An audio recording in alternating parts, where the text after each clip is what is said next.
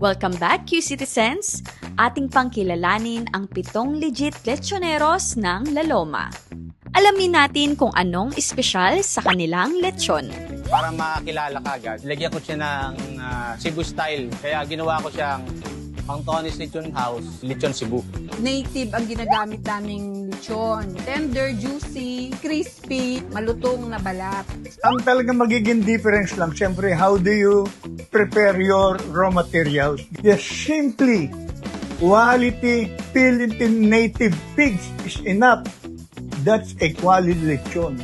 Kahit ilagay mo sa freezer yan at kunin mo uli, ilabas mo, malutong pa rin ang balat niya. Yung recipe namin, kakaiba po siguro at siyempre malinis at maayos na pamamaraan po na pagproseso po namin dito ng very competitive din naman yung aming presyo. Saan po usually nagbibigay kami ng mga discounts sa mga customers po.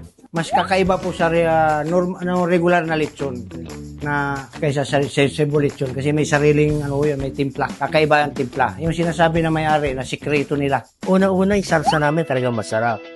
Tapos yung lechon namin talagang hindi kumukunat yung balat dahil puro native.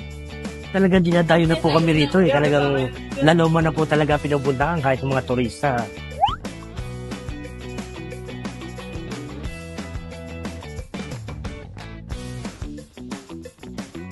Ngayong kilala nyo na ang 14 La Loma Lechoneros, ano kaya dito ang uunahin nyong tikman?